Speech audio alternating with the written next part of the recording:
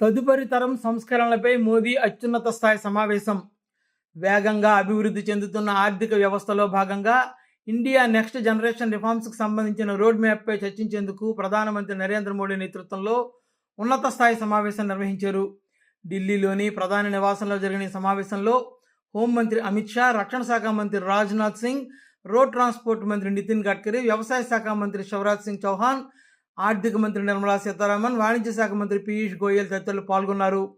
భారతదేశ ఆర్థిక వ్యవస్థకు మరింత ఊతం ఇవ్వడం, మౌలిక వసతులను మెరుగుపరచడం, గవర్నెన్స్ పటిష్ట దిశగా వ్యూహాత్మక విధానాల రూపకల్పనను ఉద్దేశించి ఈ సమావేశాన్ని నిర్వహించారు. Ease of living, ease of doing business, సర్వతోముఖాభివృద్ధి దిశగా వివిధ రంగాల్లో వేగవంతమైన సంస్కరణలు తీసుకురావాల్సిన అవసరాన్ని మోడీ ఈ సందర్భంగా ప్రస్తావించారు. చైనా విదేశాంగ మంత్రి వాంగ్ యీ భారత్లో 2 రోజుల అధికార పర్యటనలో భాగంగా భారత్ చేరుకున్న నేపథ్యంలో మోడీ సమావేశం ప్రాధాన్యతను సంతరించుకుంది. అమెరికాతో వాణిజ్య సంబంధాల్లో అనిశ్చితి, బీజింగ్, మాస్కోలతో వాణిజ్య సంబంధాలు మెరుగుపరుచుకునేందుకు భారత్ ప్రయత్నిస్తున్న తరుణంలో ఈ సమావేశానికి అత్యంత ప్రాధాన్యత ఏర్పడింది.